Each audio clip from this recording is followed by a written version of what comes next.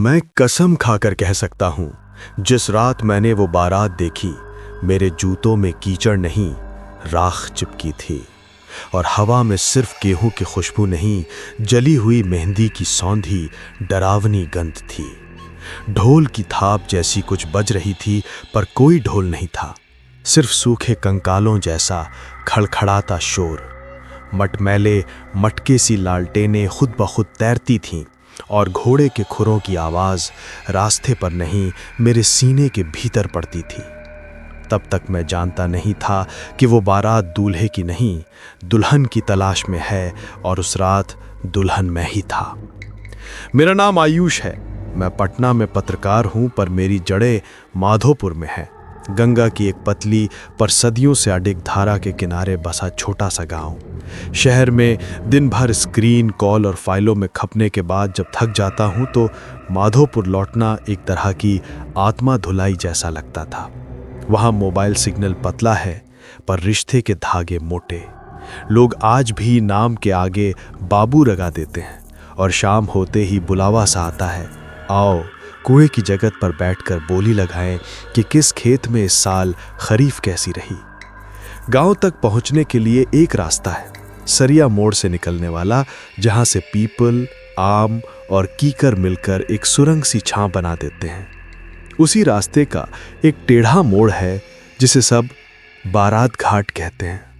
बचपन में जब भी उस मोड़ से गुजरते, दादी धीमे धीमे मंत्र तुतबुदाती और मुझे आंखें बंद करने को कहती। मैं पूछता काहे, तो वो कहती, बेटा ये रास्ता रात को दुल्हन मांगता है। मैं हंस देता, पर उनके हाथ की नब्ज उस वक्त थोड़ी तेज हो जाती। उस कहानी की जड़ें एक पुराने किस्से में है, जिसे गांव वाले अलग अलग सोते से खींच कर सुनाते हैं। कहते हैं कि कोई 100-125 साल पहले इसी रास्ते पर एक बारात आई थी। दूल्हे के बाजू एक तांत्रिक चलता था, कुटिल नजर, भुजाओं पर राख और गले में नीले मैं कसम खाकर कह सकता हूं, जिस रात मैंने वो बारात देखी, मेरे जूतों में कीचड़ नहीं, राख चिपकी थी और हवा में सिर्फ गेहूं की खुशबू नहीं, जली हुई मेहंदी की सौंधी डरावनी गंध थी। ढोल की थाप जैसे कुछ बज रही थी, पर कोई ढोल नहीं था, सिर्फ सूखे कंकालों जैसा खड़खड़ाता शोर। मटमैली मटके सी लालटेनें खुद ब खुद तैरती थीं और घोड़े के खुरों की आवाज़ रास्ते पर नहीं, मेरे सीने के भीतर पड़ती थी। तब तक मैं जानता नहीं था कि वो बारात दूल्हे की नहीं, दुल्हन की तलाश में है, और उस रात दुल्हन मैं ही था। मेरा नाम आयुष है। मैं पटना में पत्रकार हूं, पर मेरी जड़ें माधोपुर में है, गंगा की एक पतली पर सदियों से अडिग धारा के किनारे बसा छोटा सा गांव। शहर में दिन भर स्क्रीन, कॉल और फाइलों में खपने के बाद जब थक जाता हूं तो माधोपुर लौटना एक तरह की आत्मा धुलाई जैसा लगता था। वहां मोबाइल सिग्नल पतला है, पर रिश्ते के धागे मोटे। लोग आज भी नाम के आगे बाबू लगा देते हैं, और शाम होते ही बुलावा सा आता है, आओ कुएं की जगत पर बैठ के बोली लगाएं कि किस खेत में इस साल खरीफ कैसी रही। गांव तक पहुंचने के लिए एक रास्ता है, सरिया मोड़ से निकलने वाला, जहां से पीपल, आम और कीकर मिलकर एक सुरंग सी छांव बना देते हैं। उसी रास्ते का एक टेढ़ा मोड़ है, जिसे सब बारात घाट कहते हैं। बचपन में जब भी उस मोड़ से गुजरते, दादी धीमे धीमे मंत्र बुदबुदाती और मुझे आंखें बंद करने को कहती। मैं पूछता काहे, तो वो कहती, बेटा ये रास्ता रात को दुल्हन मांगता है। मैं हंस देता, पर उनकी हाथ की नब्ज उस वक्त थोड़ी तेज हो जाती। उस कहानी की जड़ें एक पुराने किस्से में हैं, जिसे गांव वाले अलग अलग सोते से खींच कर सुनाते हैं। कहते हैं कि कोई 100-125 साल पहले इसी रास्ते पर एक बारात आई थी। दूल्हे के बाजू एक तांत्रिक चलता था, कुटिल नजर, भुजाओं पर राख और गले में नीले कंचों की माला। शादी वाले घर की कुंडली में वधू दोष निकला था, और तांत्रिक ने कहा था कि दोष का निवारण होगा रात के तीसरे प्रहर, बारात घाट के मोड़ पर। बात क्या हुई, किसकी सांस टूट गई, किसका श्रृंगार राख बना, ये कोई साफ नहीं पता था। पर यह तय है कि उसके बाद, उस रात के बाद से, बंगाल की खाड़ी से आती हवा हो या कोसी की, उस मोड़ पर हर बयार में घोड़ों, शहनाइयों और किसी अधूरी मांग का सुर रह गया। माधोपुर में लौटने का मेरा बहाना इस बार दादी की बरसी थी। दादी नहीं रहीं, पर उनके रास्ते से आंखें बंद करो वाले आदेश की लय कानों में हमेशा रह गई। बरसी भी संगमरमर की ठंडक से ज्यादा मिट्टी की गरमाई वाली थी। घर के आंगन में अलसी का दीपक, लोगों का आना जाना और बीच बीच में दादी की कोई कहावत, जैसे जो रास्ते नाम से डराते हैं वो मंजिलों से जरूर जोड़ते हैं। पर रात होते होते सबकी बातों का फेरा फिर उसी मोड़ पर आ टिकता। किसी ने कहा पिछले महीने पशु चिकित्सक की बाइक वहां खुद ब खुद बंद हो गई। किसी ने कहा एक लड़की की चप्पल मिली जो गांव की किसी लड़की की नहीं थी। मैं शहर के तर्क लेकर आया था। मेरे लिए भूतिया बारात एक लोक कथा थी जिसकी रगों में सामूहिक डर का नमक भरा है। मैं सोचता गांव वाले डरावने को पैदाइशी नहीं परंपरागत मानते हैं। लेकिन उस रात जब सब सो गए, मैं अपने पुराने कमरे में बैठकर दादी के ट्रंक से उनकी डायरी निकाल लाया। डायरी के पीले पन्नों पर स्याही ऐसे फैल गई थी जैसे किसी ने आंसू से अक्षरों को धो दिया हो। एक पन्ने पर लिखा था, बारात घाट से आंखें खोलकर गुजरना चाहिए पर प्रार्थना बंद ना हो। और नीचे एक मिट्टी लगी हुई सूखी हुई मेहंदी की पत्ती, दबा हुआ फूल, जैसे किसी की अधूरी शादी का स्मारक। लिखो, पोते के मन ने कहा, दादी का मान रखो। और आदमी ने कहा, मैं डरा नहीं हूं। गांव में मेरी सबसे करीबी दोस्त है मीरा। उम्र में मेरी समवयस्क, पर अनुभव में कुछ साल आगे। वो स्कूल में पढ़ाती है और उसके बोलने में एक सूखी मुस्कान रहती है, जैसे वो जानती है कि लोग शब्दों को जितना गंभीर लेते हैं वे उतने ही हल्के साबित होते हैं। मैंने उसे बारात घाट पर जाने का विचार बताया। वो कुछ देर चुप रही, फिर बोली, जाना है तो मेरे साथ चलो, पर एक बात माननी होगी। रास्ता जहां मांग बदले में मांगता है, वहां अकेले जाना अपनी समझ पर शक करना है। और हां, अगर कुछ दिखे तो उसका नाम मत लेना। नाम क्यों नहीं? मैंने पूछा। उसने कहा, क्योंकि जो तुम्हें देख ले और तुम उसे पुकार लो तो वो समझता है कि बुलावा दे दिया गया है। बात मुझे हास्यास्पद लगी, पर मीरा हंसी नहीं। उसने एक लाल धागा दिया, बोली, दादी के पास भी यही था, इसे कलाई में बांध लो। गांठ तब खोलना जब सुबह की पहली रोशनी पीपल की चोटी को छू ले। दिन ढल चुका था। खलियानों से बैलगाड़ियां लौट आई थीं। कुओं में रस्सियों की खटर पटर बंद हो चुकी थी। हवा में ताजी धान की और किसी पुरानी राख की मिलीजुली गंध थी। मैंने लाल धागा कलाई में बांधा। मीरा साथ आई। उसने भी चुपचाप अपनी कलाई को ढका हुआ रखा हुआ था। बारात घाट का मोड़ फीका सा पीला है, जैसे किसी ने समय को हल्दी लगाकर छोड़ दिया हो और वो वहीं सूख गया हो। मिट्टी की सड़क वहां थोड़ी धसी हुई है, शायद इसलिए क्योंकि सदियों से कदम उसी बिंदु पर ठहर कर आगे बढ़े हैं। दोनों तरफ कटीली झाड़ियां, जिनमें पुराने परात, टोटे चूड़े, धागे की गांठें और सड़ी हुई सुहागिनों की अलंकारिक स्मृतियां अटकती दिखती हैं। मीरा ने धीमे से कहा, यहीं से शुरू होती है उनकी राह। किसकी? मैंने पूछा। उसने मेरी ओर देखा जैसे मैं वही गलती कर रहा हूं। आवाज देना। वो बोली, जिन्हें अपने दूल्हे का नाम नहीं याद, जिनकी मेहंदी सूख गई और गोद में चूड़ी कांच की नहीं हड्डी की बची। उस पल मेरे भीतर कहीं एक छोटी सी ठंडक फैल गई। फिर मैंने खुद को झड़का। कुछ नहीं होगा, मैंने कहा, पर मेरी आवाज अपने ही कानों में अपरिचित लगी। हम वही मोड़ से थोड़ा पहले पीपल के नीचे रुक गए। रात की परतें उतर रही थीं। गांव की रातें शहर से अलग होती हैं। उनमें अंधेरा वजनदार और सन्नाटा हल्का नहीं, एक मोटी रजाई जैसा। वो रजाई उस रात मेरे कंधों पर कुछ ज्यादा कसकर पड़ी थी। मीरा ने फुसफुसा कर एक बात कही, याद रखना, अगर कोई सवाल पूछे तो जवाब मत देना। पूछे कि कहाँ जा रहे हो, चुप। नाम पूछे, चुप, वरना रास्ता तुम्हें अपना मान लेगा। मैंने सिर हिलाया। कलाई में धागे की गांठ थोड़ी कसकर महसूस हुई और उसी समय कहीं दूर से जैसे कोई पुराना ढोल किसी छुपे हुए कमरे में बज उठा। थप थप थप।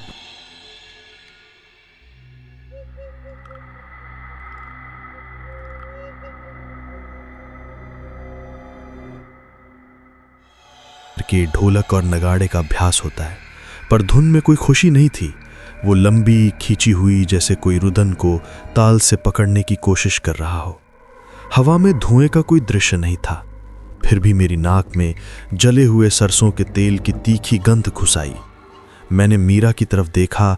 उसकी आंखें रास्ते की ढलान पर टिक गई थीं, जहां अंधेरा थोड़ी थोड़ी रोशनी से छेद लिया जाता था, जैसे कोई अदेखा काफिला कांच के ग्लास में रखी मोमबत्ती लेकर चल रहा हो। हम पीपल की ओट में खड़े थे। दूर से कुछ आकृतियां उभरीं। पहले मैंने लालटेनें देखीं, पर वे हाथ में नहीं थीं, हवा में हल्की सी ऊंचाई पर तैर रही थीं। उनके भीतर लौ नहीं थी, सिर्फ एक लौ जैसा दाग, जैसे किसी ने दीवार पर जलते दिए की छाया की नकल बना दी हो। फिर मैंने घोड़ों की टाप सुनी, पर मिट्टी पर कोई निशान नहीं पड़ रहा था। घोड़ों की देह नहीं दिख रही थी, पर उनकी साज, घुंघरू, काठी, सजावटी कपड़ा अलग अलग अपने अपने में उड़ते थे, जिसे अदृश्य शरीर पर चढ़े हों। उनके बीच आदमी या उनके नाम पर कुछ चल रहे थे। सहरे नहीं, पर माथे के ऊपर झूलता एक धुंधला परिंदा सा पर्दा, जो चेहरे को मिट्टी के नक्शे की तरह धुंधला कर देता। हाथों में कंगन पर कलाई नहीं, पैरों में जूती पर एड़ी नहीं, और आवाज ताली जैसी नहीं, पर हड्डी की। मेरे भीतर की जिज्ञासा और डर की दोनों नसें तन गईं। मीरा ने मेरा हाथ कसकर पकड़ा। उसकी उंगलियां ठंडी थीं। मैंने फुसफुसाया, यही है? उसने मुझे तिरछी नजर से देखा। चुप। उसकी चुप्पी का मतलब आदेश था। मैंने होंठ भींच लिए। बारात घाट की धंसी हुई मिट्टी पर काफिले ने जैसे कोई पुराना बार बार किया हुआ नृत्य शुरू किया। एक अदृश्य दूल्हा शायद आगे आगे चलता था। उसके आगे एक बूढ़ा सा तांत्रिक। उसकी गर्दन में वही नीले कंचों की माला, पर माला के मोती खाली थे, जैसे भीतर की रोशनी उड़ गई हो। वो गले में गिडुक सा कुछ दबाता जाता, और जब दबाता तो ढोल की थाप धीमी पड़ जाती। काफिला उस मोड़ पर रुक गया जहां हमेशा लोग आंखें बंद करते थे। एक औरत की आहट मेरे बहुत पास हुई, जैसे कोई पीपल से उतरकर मेरे कंधे के पीछे आ खड़ा हुआ। हवा के साथ कोई आंचल सा मेरी गर्दन को छू गया। मीरा ने आंखें बंद रखी। मेरे पास अचानक एक धीमी सी आवाज आई, दुल्हन कौन? मैंने सोचा ये मेरे मन की कल्पना है। मेरी कलाई का धागा कड़ा हो गया, जैसे किसी ने उसे भी पहचान लिया हो। फिर दूसरी आवाज, बिल्कुल निर्जीव, पर शब्दों में ताजगी जैसे अभी अभी जन्मे हों। दुल्हन कहाँ? मैंने सांस रोक ली। मीरा ने नाखून मेरी हथेली में गड़ा दिए। संदेश साफ था, जवाब मत देना। काफिले में से एक आकृति अलग हुई। उसके हाथ में थाल नहीं, पर थाल की छाया थी। उसमें हल्दी मेहंदी का रंग नहीं, पर रंग की स्मृति थी। वो हमारे सामने की झाड़ी में अटक चुकी चूड़ी को पहचानने लगी, जैसे कोई माँ अपने बच्चों की खिलौने वाली टोकरी में पुराने खिलौने ढूंढ रही हो। वो झाड़ी के पार झुकी और जैसे किसी ने उसकी कमर तोड़ दी। वो दोहरी होकर झाड़ियों में समा गई। झाड़ी में कोई वजन नहीं पड़ा, पर झाड़ी ने कराहना शुरू कर दिया। शाखें रगड़ खाते खाते शहनाई जैसी आवाज करने लगी। इसी दौरान काफिले से एक छोटा सा बालक, नहीं, बालक की ऊंचाई का एक खाली वस्त्र, मोर पंख से सजे छोटी टोपी मेरे करीब आया। उसकी चाल में ठहराव नहीं था, जैसे पांव जमीन को छूने से डरते हों। वो मेरे पैरों के पास रुका और बिना चेहरा हुए भी उसने ऊपर देखा। मैंने महसूस किया कि कोई मेरी आंखों को पढ़ रहा है। आवाज आई, नाम, और उसी क्षण मेरे दिमाग ने उत्तर तैयार कर लिया, आयुष।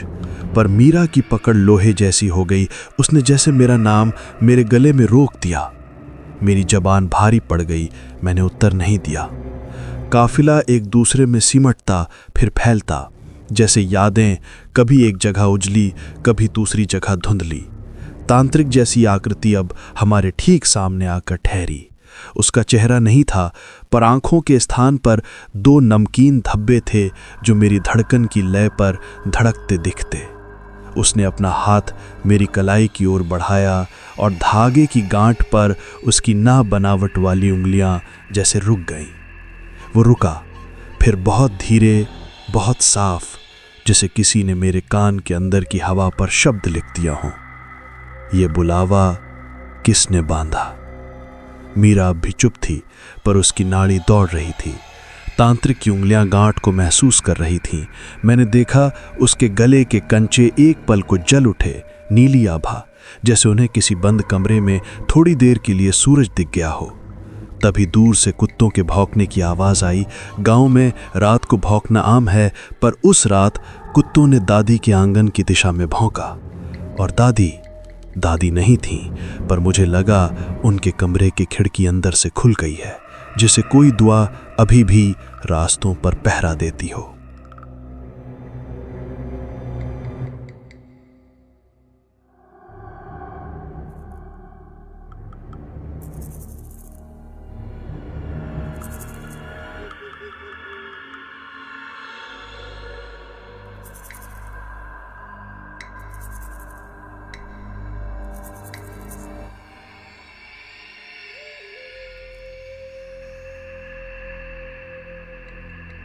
तांत्रिक ने कंचों को एक एक करके दबाया।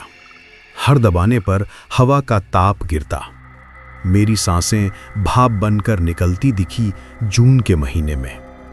काफिले ने धीमे धीमे एक स्वर उठाया, दुल्हन लौटाओ, और फिर दुल्हन दो। मीरा ने पहली बार फुसफुसा कर कहा, पीछे मत देखना, जो पीछे छूटे उसे पीछे ही रहने दो। मैं नहीं समझा कि यह बात किसके लिए थी, मेरे लिए, अपने लिए, या उस काफिले में किसी खोए हुए के लिए। तभी मेरे पीछे ठीक कान के लव पर किसी ने हंसना नहीं, मुस्कुराना नहीं, दांत दिखाना नहीं, दांतों की याद दिखाना शुरू किया। मैं जड़ हो गया। काफिले में एक आकृति ने दुल्हन का घूंघट ऊपर उठाया। घूंघट नहीं था, धुएं की एक परत थी। उसके पीछे चेहरा नहीं, पर मेरे चेहरे की परछाई थी, जैसे किसी ने मेरे ही दर्पण को तोड़कर उसमें से एक टुकड़ा निकालकर उसके भीतर फिट कर दिया हो।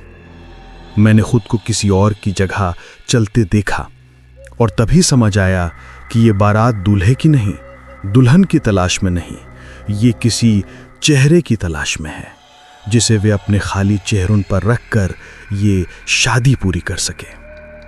अचानक तांत्रिक ने धागे की गांठ की ओर झपट्टा मारा। मैंने स्वाभाविक रूप से हाथ खींच लिया। धागा चुभा, पर टूटा नहीं।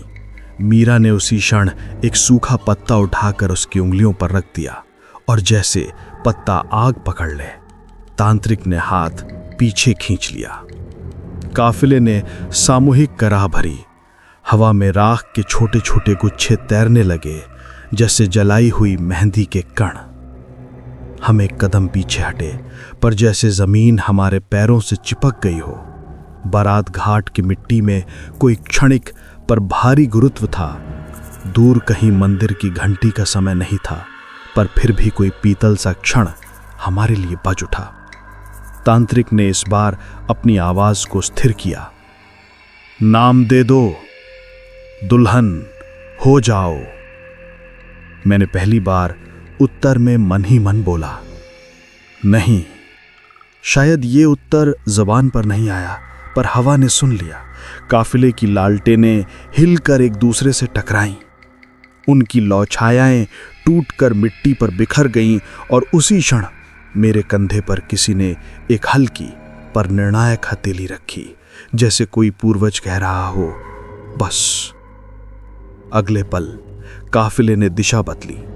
उन्होंने पीपल की जड़ों के बीच किसी पुरानी दरार में झांका, और उस दरार से एक लड़की निकली। नहीं, लड़की की स्मृति निकली। पैरों में घुंघरू नहीं, पर उनकी आवाज। हाथों में मेहंदी नहीं, पर उसकी छाप। माथे पर सिंदूर नहीं, पर लाल धूल। उसने घूंघट उठाया, और उसके पीछे दादी का चेहरा था। मैंने सांस लेना भूल गया। मीरा ने मेरे कंधे को झंझोड़ा और खींची। लाल धागा जलने लगा या मुझे लगा।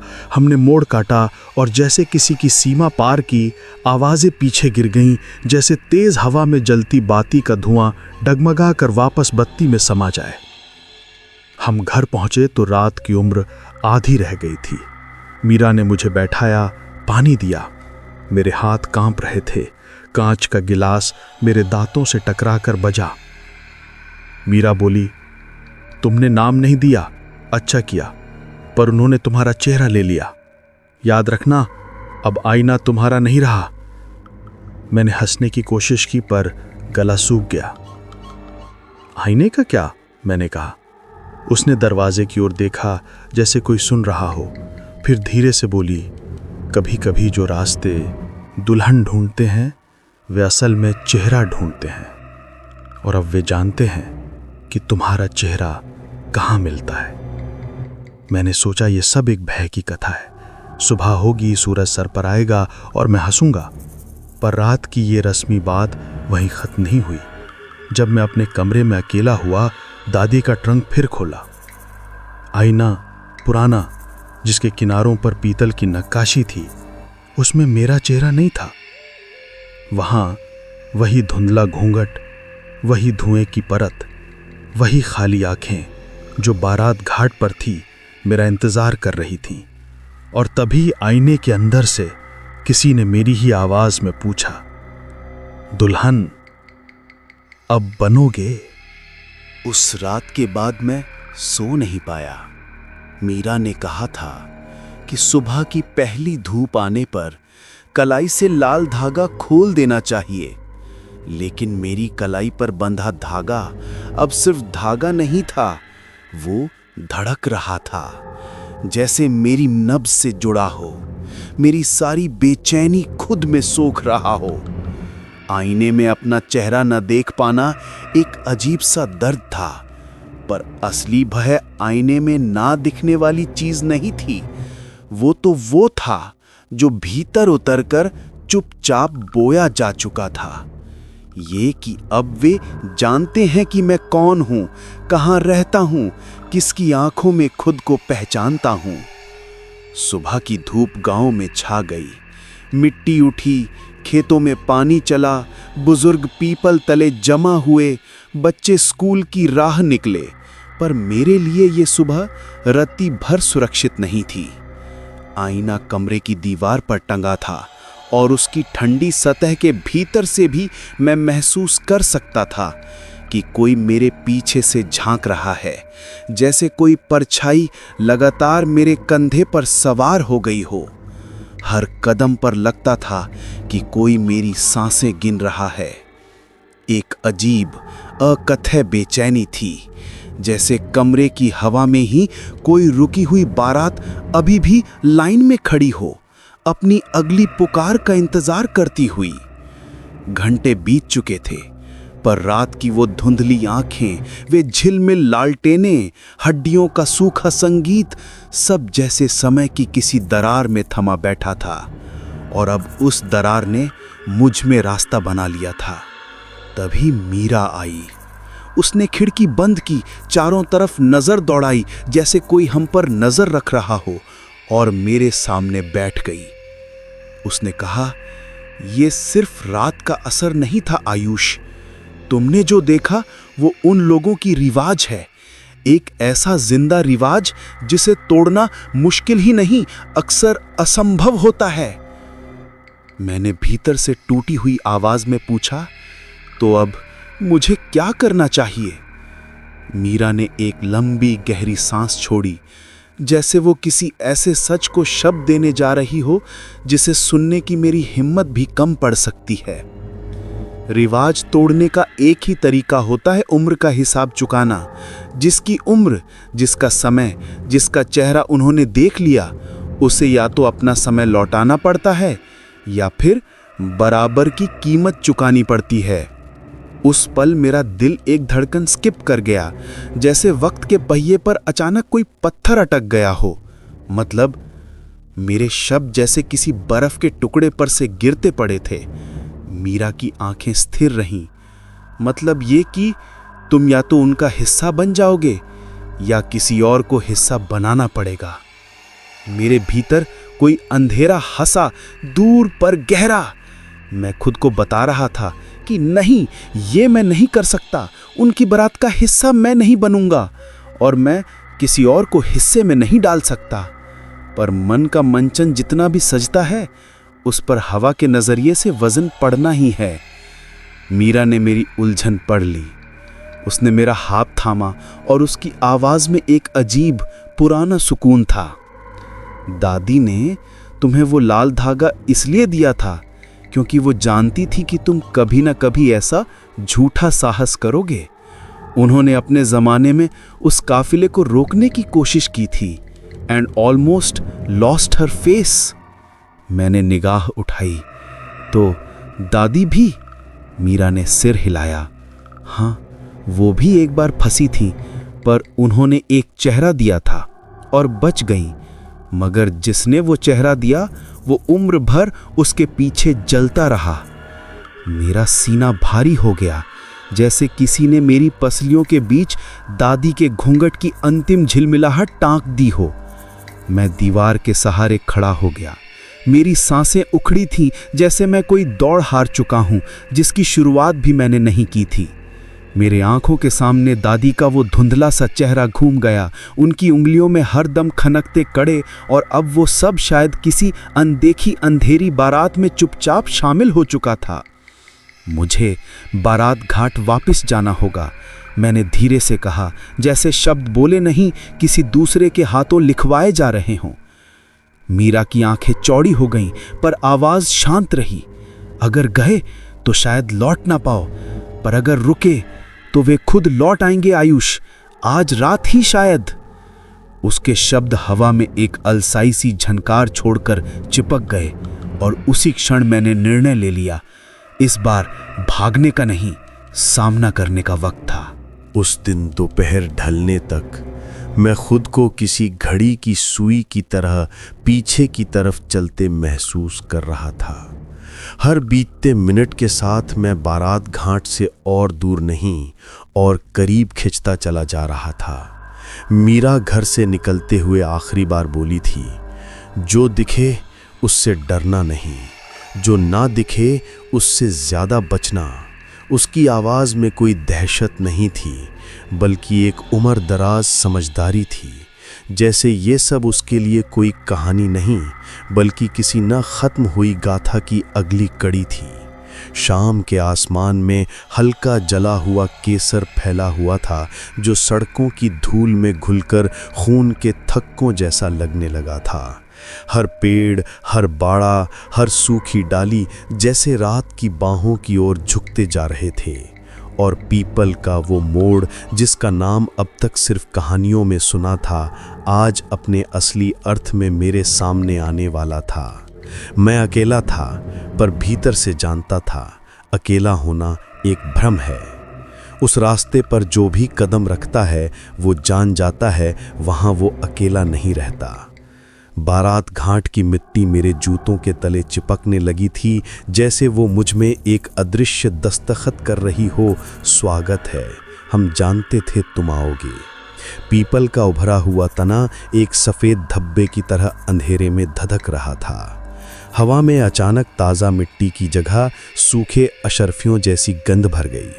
ये मुझे अजीब लगा, क्योंकि उस राह पर किसी पेड़ से गंध नहीं आती थी, पर आज ऐसा लगा मानो पेड़ के भीतर कोई पुराना लोभदार रहस्य सड़ रहा हो। मेरी कलाई में बंधे लाल धागे ने जैसे हल्का कंपन शुरू कर दिया, और मैं समझ गया वे जानते हैं कि मैं यहाँ पहुँच चुका हूँ। आकाश अब खामोश नहीं था। कहीं दूर, शायद बहुत दूर, पर सुनाई साफ दे रही थी, वही ढोल की थाप जो ताल नहीं निभाती बल्कि कराहती है, धुन नहीं उछलती बल्कि गिरती है, थप थप थप। रात बह रही थी और अंधेरा अपनी चौड़ी पीठ फैलाता जा रहा था। मैंने एक आखिरी बार गांव की ओर देखा। लोग अब चूल्हे बुझाकर दाल सानी करके अपने अपने घरों में समा रहे थे।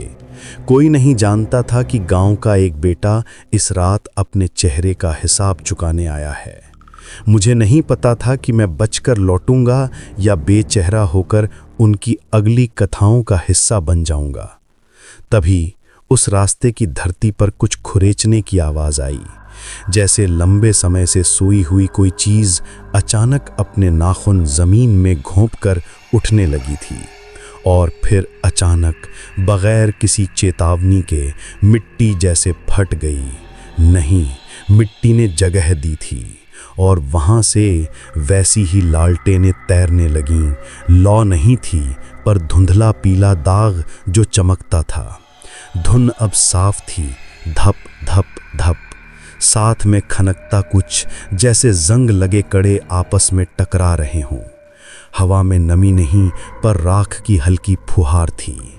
सामने की धुंधली राह अब दुल्हन की छटा नहीं, दूल्हे की पगडंडी भी नहीं, बल्कि एक भूखी स्मृति की तरह लगने लगी थी, जिसे किसी ने जैसे जिंदा रख छोड़ा हो, ताकि हर पीढ़ी कोई नया चेहरा चढ़ा सके उस पर। मैं वहीं खड़ा था और वे आए। पहले लालटेनें, फिर घोड़ों की साज सज्जा। घोड़े नहीं, सिर्फ उनके साज, घुंघरू, जीन, चमड़े की सूखी पहचाने। फिर वो काफिला जिसके साथ मैं रात में छिप कर खड़ा था, अब खुलकर मेरे सामने था, किसी पुरानी रस्म का चलायमान अवशेष। हाथ नहीं पर कंगन, शरीर नहीं पर पोशाकें, चेहरे नहीं पर खाली जगहें, जहां कोई भी चेहरा फिट हो जाए, बस उसे अपना बन जाने की इजाज़त देनी पड़े। इस बार रुकावटें नहीं आईं, कोई परछाई मेरे पीछे से नहीं झांकी। सब सामने थे और सबका ध्यान मुझ पर था। उस काफिले के आगे आगे तांत्रिक फिर से आया, वही कंचों की माला, पर इस बार उन मोतियों के भीतर हल्की लपटें दिखाई दे रही थीं, नीली, जैसे रात की चादर पर सुई से पिरोई गई हों। उसके हाथ मेरी कलाई की ओर बढ़े और मेरी हड्डियों तक में ठंड दौड़ गई। मैंने लाल धागे को कसकर पकड़ा, जैसे मैं उसे नहीं, वो मुझे बचा रहा था। तांत्रिक की आवाज़ इस बार साफ सुनाई दी, चेहरा लाया। उसकी आवाज़ हवा में गिरी नहीं, हर तरफ धुंधले साए बनकर तैर गई। मैंने उसकी आंखों में झांका। कौन कहता है कि खोह में आंखें नहीं होती? उनमें सैकड़ों शादी की गौरैयां थीं, हर एक अपने आंसुओं में डूबा हुआ, एक दुल्हन का रुदन समेटे हुए। मैंने धीमे से कहा, मैं सिर्फ अपना लेने आया हूँ। ये वाक्य बोलने भर से मेरे शरीर पर जैसे किसी ने कोयले की रेखाएं खींच दीं। काफिलेदारों में फुसफुसाहट फैल गई। बिना चेहरों के वे एक दूसरे की ओर मुड़ते, फिर मेरी ओर आते। एक दुल्हन की परछाई अलग हुई, उसके लौटने के घूंघट में धुएं की परत लिपटी थी। उसने हाथ की मेहंदी को खोला और वो मेहंदी काली नहीं, राख जैसी थी। उसने आगे बढ़कर मेरी आंखों के सामने कोई दर्पण जैसा कुछ रखा, एक खोखला शीशा, और उस शीशे में जो चेहरा उभरा वो मेरा नहीं था, वो दादी का था। वही जो रात को आई थी, वही जिसकी आंखों में मोम थी और आवाज में आदेश। दुल्हन अभी पूरी नहीं हुई। वो धुआं बोला, चेहरा लौटाओ। तभी कलाई का धागा तपने लगा और मैंने पहली बार यकीन किया, इस धागे का मतलब सिर्फ रक्षा नहीं था, ये एक बंधन था जिसमें दादी ने सिर्फ मुझे नहीं, खुद को भी बांध रखा था।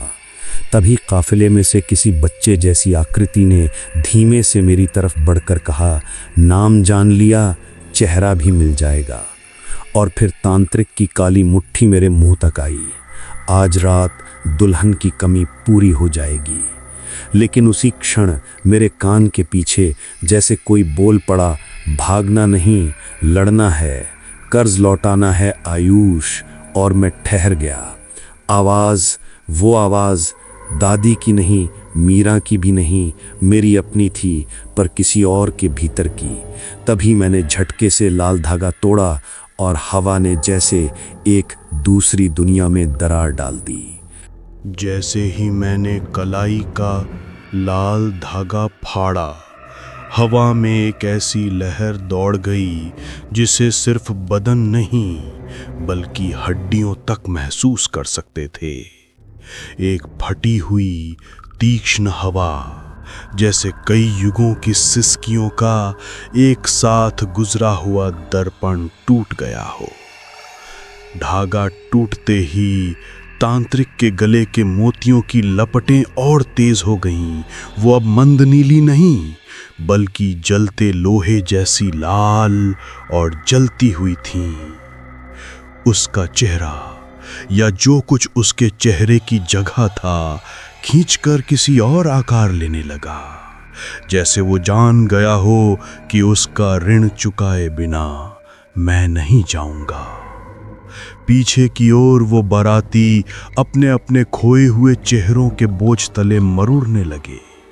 किसी ने साड़ी से आधे चेहरे को ढक लिया, किसी ने सिर पर सेहरा लटका दिया, पर उनके खाली घाव में कोई चीख नहीं निकल रही थी।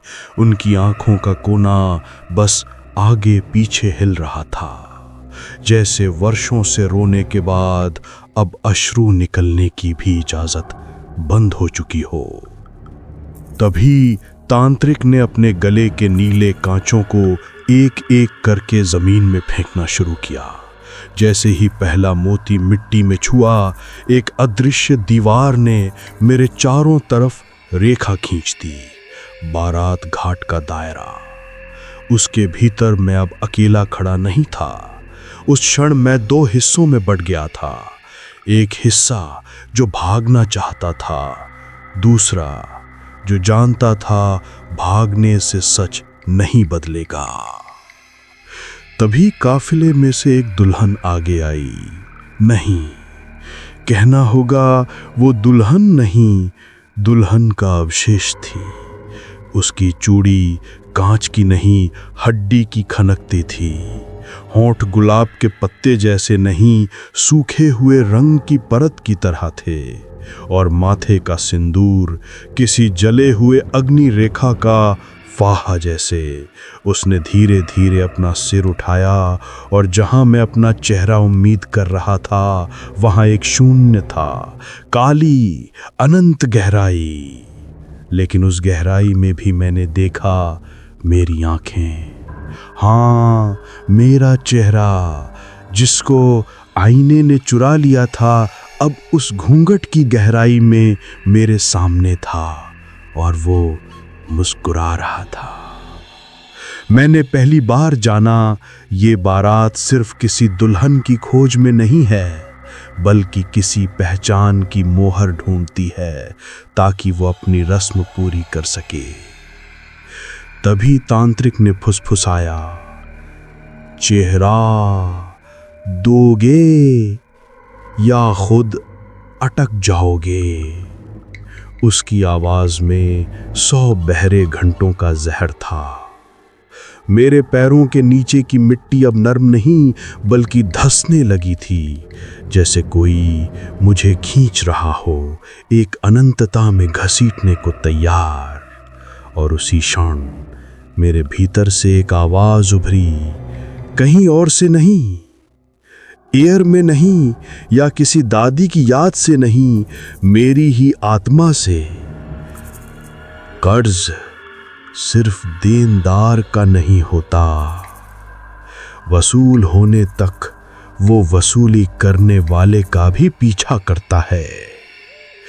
मैं अचानक खड़ा हुआ और मेरी नजरें उस दुल्हन की ओर गईं, जिसके आंचल के भीतर मेरा चेहरा मुस्कुरा रहा था, और मैंने उससे आंखें मिलाते हुए धीरे धीरे कहा, तुम मेरे नहीं हो, मैं तुम्हारा ऋण नहीं हूं।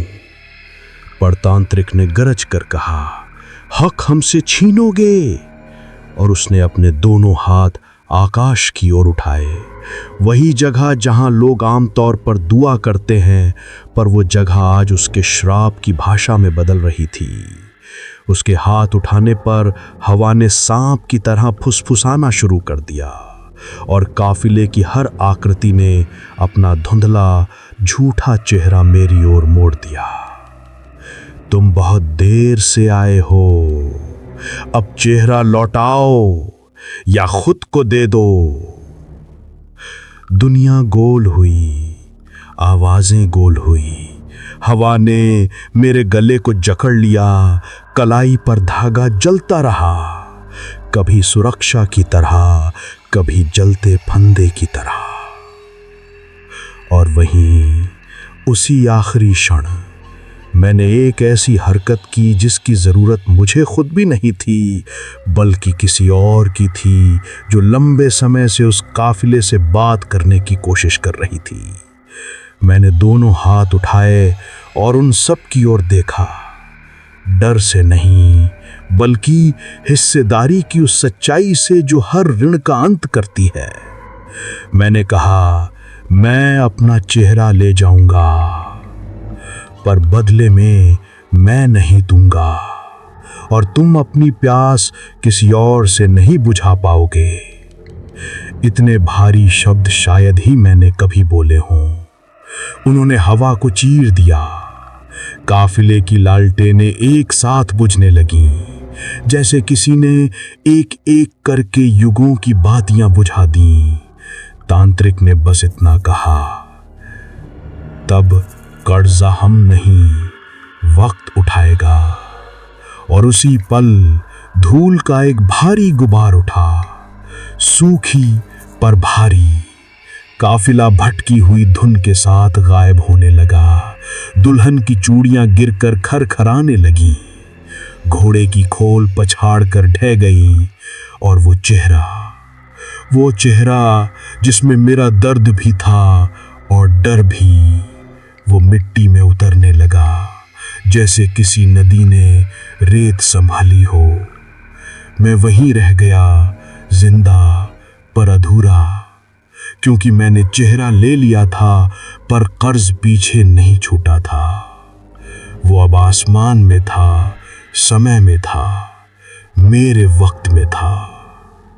और तभी आसमान सियाह हो गया, जैसे कोई युग शुरू हुआ हो और उसका नाम हो माथे पर उधार।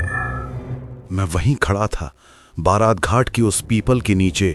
धूल का गुबार अभी भी हवा में तैर रहा था, और मेरे चारों ओर की दुनिया अचानक स्थिर, ठंडी और मृतप्राय हो गई थी। वो कर्ज जिसे मैंने टालने की जुगत की थी, अब किसी अदृश्य सूची में दर्ज हो चुका था। और हवा में से आते हर ठंडे झोंके के साथ मुझे लगता था, वक्त का वो बेचैन हिसाब अब मुझसे नहीं, मुझे ही होकर गुजरने वाला है। आसमान पर खिंची काली घटाएं अब बस यूं ही नहीं थीं, वो किसी अर्धपूरी पूजा का अवशेष प्रतीत हो रही थी, जिसमें जलता घी सब धुएं में बदल गया हो और राख माथे की लकीरों से चिपक कर हिसाब मांग रही हो। काफिले की विदाई शांति नहीं, कसम सी छोड़ गई थी, और उसी क्षण मुझे एहसास हुआ, गायब होना डर का अंत नहीं, उसकी जड़ का फैलाव है। तांत्रिक की आखिरी बात मेरे कान में हथौड़े की चोट की तरह गूंज रही थी। कर्ज हम नहीं, वक्त उठाएगा। क्या मतलब था इस बात का? वही सवाल मुझे भीतर से दीमक की तरह खाने लगा। वक्त? किसका वक्त? मेरा? किसी और का? या पूरा वंश? तभी एक खड़खड़ाहट आई। मैंने गर्दन घुमाई, वो मीरा थी। फूल तोड़ने वाली हिलकों सी चाल से वो मेरे पास आई, पर उसकी आंखों में रात की उलझी हुई पुतलियां थीं। सब खत्म हो गया, उसने पूछा, पर उसके बोल में डर से ज्यादा चिंता की गंध थी। मैंने सिर झुकाकर जवाब दिया, नहीं, सब शुरू हो गया है। मीरा ने लंबी सांस ली, जैसे उसके भीतर का कोई सवाल आधी रात को अपना जवाब मांग रहा हो। कर्ज से बचने की कोशिश तो की थी तुमने, पर कर्ज तब तक पीछा नहीं छोड़ता जब तक कोई और की सांस उसकी जगह नहीं ले लेती। कोई चेहरा नहीं, कोई उम्र नहीं, बस समय का पेट। मैं एक पल को चुप रहा। मुझे लगा वो कुछ और जानती है, कुछ ऐसा जो इस रात से पहले मैं कभी नहीं जान सका था। मैंने आखिरकार पूछा, दादी ने तुमसे कुछ कहा था इससे पहले कभी? मीरा की पलकें कांप गईं। उसने नई तरह की खामोशी में जवाब दिया, हाँ, उन्होंने कहा था कि अगर कभी आयुष वापस आता है और बारात घाट का सामना करने जाता है तो उसे ये मालूम होना चाहिए कि चेहरा छीनते छीनते ये रिवाज अब उम्र छीनता है। मेरे सीने में आग सी जल उठी। मतलब मेरी उम्र? मीरा बोली, नहीं, अब ये तुमसे नहीं मांगेंगे। अब ये तुम्हारे बाद आने वाले से मांगेंगे। अचानक मुझे दादी का ट्रंक याद आया, वो पुरानी डायरी, उसकी सूखी मेहंदी का फूल और वो सबसे गहरा वाक्य, बारात घाट से आंखें खोलकर गुजरना चाहिए पर प्रार्थना बंद ना हो। मैं समझ गया, ये कोई भूत, कोई भटकाव नहीं, ये एक विरासत थी, एक ऐसा शाप जो जीवित चेहरे मांगता है ताकि मृत चेहरे अटके ना रहें। मैंने मीरा की ओर ऐसी नज़र से देखा जिसमें मेरी पूरी जिंदगी की थकान और समझ मिल गई थी। तो इसका अंत कैसे होगा? मैंने फुसफुसा कर पूछा। मीरा ने कहा, एक ही तरीका है, किसी को दुल्हन बनना होगा, अपनी नहीं, उसकी जिसकी बारात कभी पूरी नहीं हुई। उसके शब्द मेरे दिल में तलवारों की तरह गिरे। तभी आसमान में गड़गड़ाहट हुई, दूर मंदिर की घंटा भी बज उठी, जबकि वहां कोई पुजारी नहीं था। हवा ने स्वर बदला, धीरे धीरे, फिर तेज, जैसे बारात लौट आई हो। हाँ, बारात लौट रही थी, वो चली गई थी, पर उसकी भूखी छाया अब बारात घाट को नहीं, मेरे अकेले खड़े अस्तित्व को चूसने आई थी। कंधे पर दबाव का एहसास हुआ, जैसे किसी ने मेरा नाम पुकारा हो, पूरी ताकत से। आयुष। मैंने नहीं मुड़कर देखा। यही गलती होती है कहानी में मुड़ने की। पीछे क्या था ये मैं जानता था।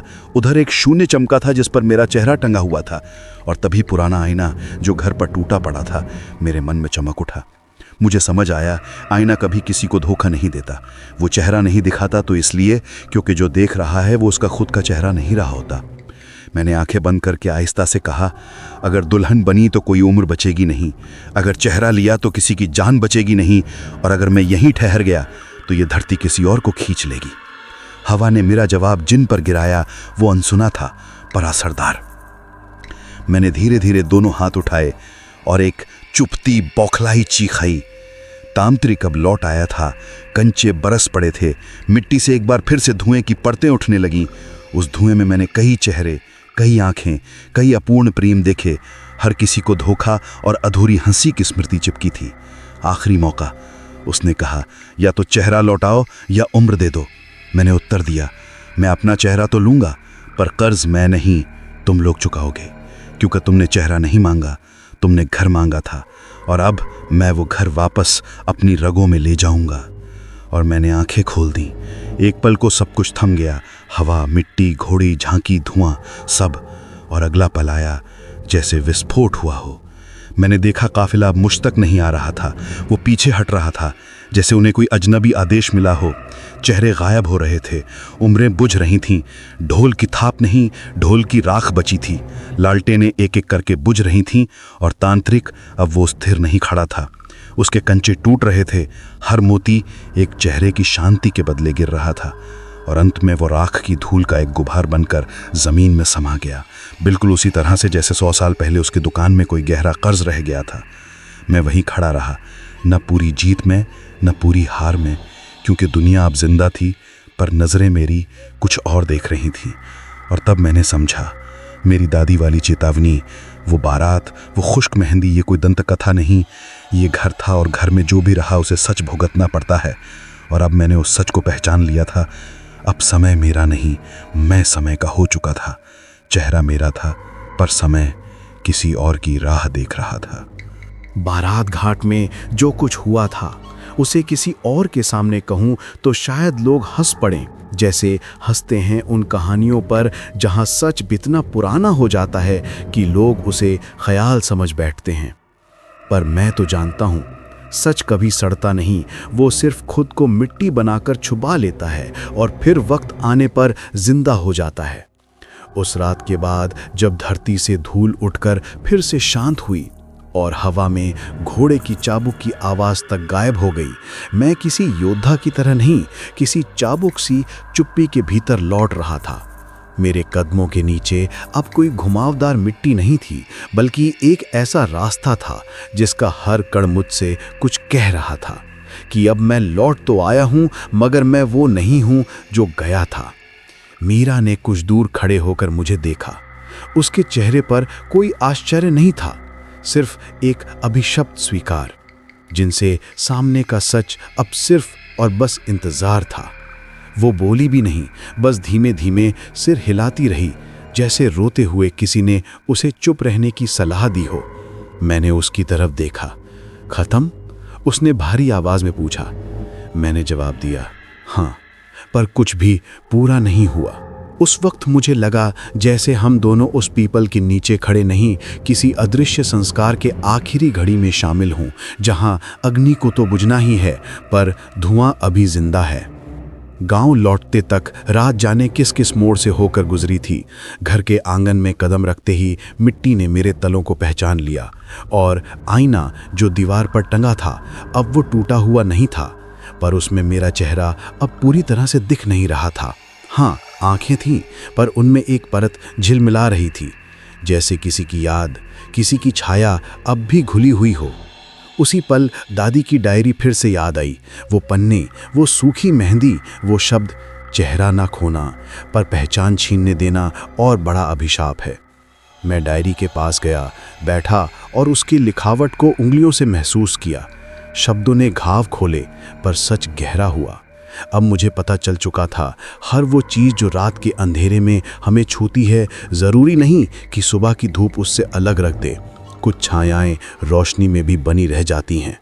कमरे की खिड़की के पास से बिल्कुल उसी वक्त कोई हवा भीतर आई, हल्की पर पराई। वो हवा दादी की चूड़ियों जैसी थी, कड़कती नहीं पर अपनी बात साफ करती। मैं उस खिड़की को घूरने लगा और लगा कि उसके बाहर कहीं किसी खेत की ज़मीन के तले बारात की राख अब भी दुल्हन के लिए तरस रही है। मीरा दरवाजे तक आ गई। उसने चुपचाप घर की दहलीज के भीतर कदम रखा। अब क्या? मैंने उसे देखा और पहली बार इतने घटनाओं के बाद उसके चेहरे पर सदियों पुरानी थकावट चमक गई। अब कुछ नहीं, उसने कहा, अब दौर शुरू होगा। हर पीढ़ी में, हर चेहरे में कोई ना कोई इस बारात का हिसाब देगा, और अब ये हम पर नहीं, समय पर है। किसको चुने? मैं चुप रहा। गांव के दूसरे छोर से फिर कुत्ते भौंकने लगे, पर उन भौंकने में डर नहीं था, संदेश था। जैसे कोई धुंधली परछाई ने गांव के चारों कोनों को एक साथ छुआ और कुत्तों ने पहचाना वो लौट आए हैं। पेड़ पर बैठा एक कौवा फड़फड़ाया, फिर बोला जैसे किसी की पुरानी बोली भूल गया हो। हवा वही रात वाली गंध लेकर फिर से कमरे के भीतर आई, और मुझे वो रात याद आ गई जब दादी के कमरे की खिड़की अंदर से खुल गई थी, बिना हाथ लगे, बिना मन के बुलाए। मैंने मीरा से पूछा कि अगर ये सब आने वाली पीढ़ी का है तो क्या मैं इसे रोक सकता हूँ? मीरा ने कहा, तुम बस इसे समझ सकते हो, रोकना किसी और पर है। किस पर? मैंने पूछा। उसने मुझे देखा, लंबी सांस ली, और वो पहली बार थोड़ी डरी हुई लगी। कभी कभी जो सबसे ज़्यादा डरते हैं वही सबसे पहले बुलाए जाते हैं। याद रखना आयुष, बारात सिर्फ कमरे में या रास्ते पर नहीं रुकती, वो खून में भी उतरती है। उसकी इस बात से मेरी रगों में अजीब सी जलन उठी। मैंने महसूस किया शायद अब मेरी नसों में सिर्फ मानव रक्त नहीं, कोई भूखा इतिहास भी बह रहा है। उसी वक्त कमरे के आईने में फिर से हल्की दरार चमक उठी।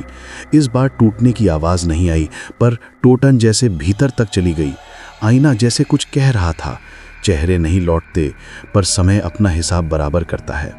और तभी मीरा ने पूछा, आयुष, तुम्हारी खुद से पहचान अब सिर्फ तुम्हारी नहीं रही। कभी सोचा है उस रात अगर तुम जवाब दे देते, अगर उस बच्चे जैसी प्राणी की नाम वाली आवाज़ को तुम बोल देते तो क्या होता?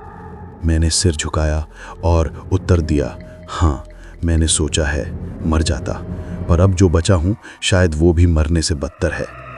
उसी वक्त घर के बाहर से अचानक किसी बूढ़े की आवाज़ आई। कौन है? इतनी रात किसका उजाला भी जग रहा है? वो आवाज़ बुजुर्ग गुलाब चाचा की थी। मीरा उठी और दहलीज पर जाकर देखी। गुलाब चाचा अपनी लाठी सहारे खड़े थे, और उनके चेहरे पर वही सवाल था जो हर बुजुर्ग की आंखों में छिपा रहता है। क्या समय सच में बदल रहा है या बस लौटकर वही बना जा रहा है? मीरा ने धीमे से कहा, कुछ नहीं चाचा, बस देर तक बातें कर रहे हैं। गुलाब चाचा ने लाठी टिका दी। अच्छा है, बातें करते रहो, रात हमेशा बातों में ही कटती है। पर एक बात कहूँ, इस गांव में आज भी बारात घाट पर रात कोई नाम नहीं पूछता, जो पूछ ले वो चला जाता है। ये सुनकर मीरा ज़रा सिहर गई। गुलाब चाचा वापस लौटने लगे, पर उनका खड़खड़ाता कदम भी जैसे हवा में कोई गहरी रेखा खींच गया। मैं अपने कमरे में वापस गया, आईने की तरफ देखा। चेहरा अब साफ नहीं था, पर मुझे पता था वो अब मेरा असली चेहरा नहीं है, क्योंकि अब वो चेहरा सिर्फ मेरा नहीं, उसमें किसी दुल्हन की तलाश छुपी हुई थी, और दुल्हन मिलने तक बारात का कर्ज खत्म नहीं होगा। बारात घाट में जो कुछ हुआ था उसे किसी और के सामने कहूं तो शायद लोग हंस पड़े, जैसे हंसते हैं उन कहानियों पर जहां सच इतना पुराना हो जाता है कि लोग उसे ख्याल समझ बैठते हैं। पर मैं तो जानता हूं सच कभी सड़ता नहीं, वो सिर्फ खुद को मिट्टी बनाकर छुपा लेता है और फिर वक्त आने पर जिंदा हो जाता है।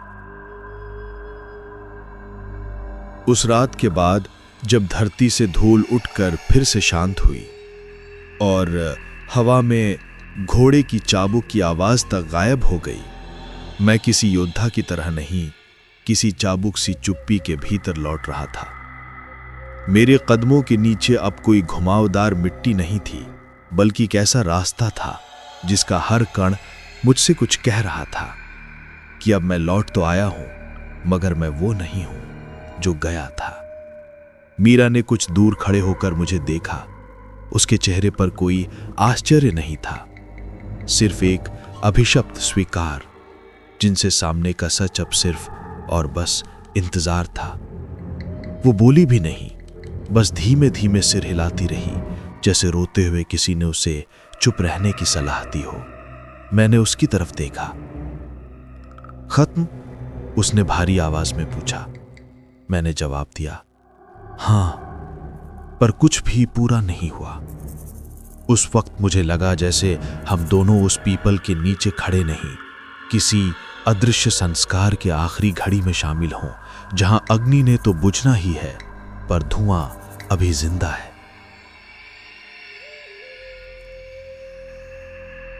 उस रात के बाद मेरा कमरा किसी कहानी की कब्रगाह जैसा हो गया था, जहां यादें मिट्टी नहीं दर्पण बनकर टंगी रहती हैं, और आईने पर जमा धूल में मैं पहचान सकता था कि कौन सी परछाई अब भी मुझे देखने आती है। दिन में डर शांत हो जाता था, मिट्टी सूखकर अपनी दरारें कपा लेती थी, पर रात बदल नहीं पाती थी। उस दिन गुलाब चाचा के घर में मीरा ने कढ़ी और चावल बनाए थे, और खाना खाते खाते वो अचानक चुप हो गई। उसने मुझे देखा, ऐसे जैसे कोई माँ अपने बेटे को किसी बेआवाज बारिश में भीगते देख ले और समझ जाए कि अंदर अब बीमारी उतर चुकी है। तुम्हारी आवाज बदल गई है, उसने आखिरकार धीमे से कहा। ऐसा लगता है तुम बोलते हो तो सिर्फ हवा तुमको नहीं, वो भी सुन रही है, जो यहां नहीं दिखता। मैंने कुछ न कहा, पर सच ये था, मैं अब पहले जैसा नहीं बोलता था। बोल तो वही था, पर भाव कोई और था। हर बात जो होता देखता, अब उसके भीतर भी कुछ सुनाई देने लगा था, जैसे कोई और भी मेरे शब्दों की सांसों पर कदम रखता हो। ज्यादातर शामें मैं दादी के कमरे के बाहर खड़ी किताबें पलटता रहा। उनकी लिखावट अब धीरे धीरे मेरी समझ में आने लगी थी। सच ये था, वो डायरी सिर्फ मिट्टी पर लिखी कहानी नहीं थी, वो एक राह थी, और उस राह पर जाकर मुझे अब भी डर लगता था। मीरा ने मुझसे पूछा, तुम्हारा शरीर थकता नहीं? तुम्हें सोने में दिक्कत होती है? मैंने जवाब दिया, शरीर तो सो जाता है, पर आंखें वो वहीं रुक जाती हैं जहां रात को बारात ने मुझे छोड़ दिया था। मीरा ने धोती कांधे पर डाली, कुछ कहने को उठी पर फिर बैठ गई। उसने पूछा, क्या आईने में देखते हो अब भी? हां, मैंने कहा, पर अब आईना दिखाता नहीं, सुनाता है। वो बोली, क्या? रात और किसी की सांसें जैसे आईने के भीतर से आती हैं, कोई जो अब मुझसे जुड़ चुका है। इस बार मीरा ने स्पष्ट डर से मेरी ओर देखा। आयुष, मुझे लगता है कि वो चेहरे अब आपके भीतर अपना घर ढूंढ रहे हैं, और आप शायद अब सिर्फ अपने शरीर के मालिक नहीं रहे। मैंने सहजता से हां कर दी, नहीं रहा हूं। ये बात कहने से पहले मेरी हड्डियां जैसे एक बार कांप सी गईं, फिर स्थिर हो गईं। सच यही था, मैं अब सिर्फ अपने लिए नहीं सोचता था। रातों को ऐसा लगता जैसे मेरे अंदर कोई दरवाजा है जो आधा खुला छोड़ दिया गया है, जहां से किसी और की परछाई कभी भी भीतर चली आए। दिन बीतते गए, मौसम बदला, पर गांव में कोई बड़ा बदलाव नहीं हुआ। एक दिन गंगाधर पंडित का बेटा, वो जिसे हम बचपन से भोला कहते आए थे, वो दोपहर लू के बुखार में हांफते हांफते आया और बोला, बारात घाट पर फिर धागा मिला है। मुझे उसकी आंखों में देखकर लगा उसने सिर्फ धागा नहीं देखा था, उस धागे पर किसी की सांस, किसी की पुकार उतर आई थी। मीरा ने उसे कोने में बैठाया, पानी दिया, पर मैं चुपचाप उठकर दरवाजे की ओर चल दिया। कहां जा रहे हो? उसने पूछा। मैंने कहा, बारात घाट पर कोई धागा तभी गिरता है जब कोई लौटता है या कोई ले जाया गया हो। और मैं वहीं चला गया, सीधे बारात घाट। उस मोड़ पर जहां मेरे पैर चले, मैं अपनी धड़कनों को अपने कंधे पर महसूस करने लगा था। धूल उसी पीली थी, मगर किसी पुरानी ख्वाहिश से सनी हुई। वहां बरगद की जड़ों के पास धागा सच में पड़ा था, लाल नहीं, इस बार काला। और इस बार उसमें बस एक गांठ थी, पर वो गिरा नहीं था, फेंका गया था, जैसे कोई बिदाई बांधकर छोड़ता है। मैंने उसे उठाया और तभी कानों के पास किसी बच्चे की धीमी हंसी गूंजी। वो बच्चे जैसी ही थी, पर उसमें खिलखिलाहट नहीं, कराह भरी थी। मैंने धीमे से हवा को छुआ। वो अब गर्मी की हवा नहीं थी, उसमें अब कोई अंतहीन भूखी ठंड थी। मेरी आंखें खुद ब खुद मुंद गईं। आसपास सब आवाजें रुक गईं और एक ही चीज बची, काली धीमी सांसें जो मेरे भीतर बुनी जा रही थीं। उसी वक्त मेरे कानों में एक पुरानी थकी हुई आवाज गिरी, चेहरा ले लिया था तुमने, पर वक्त लेना बाकी रह गया था। मैंने आंखें खोली और इस बार किसी और की परछाई नहीं थी, सामने मैं था, पर वो मैं नहीं था। और मैं समझ गया, कर्ज अभी पूरा नहीं हुआ है। अब ये मुझ पर नहीं, मुझसे जुड़े किसी और पर आएगा। और तभी जैसे कोई बिजली बिना चमके धरती में गिरती है, एक सवाल भीतर से उठा, क्या यह कर्ज अब मेरी नसों में जाएगा या मेरी अगली पीढ़ी की सांसों में? और मैं बिना किसी और जवाब के वहां से हट गया।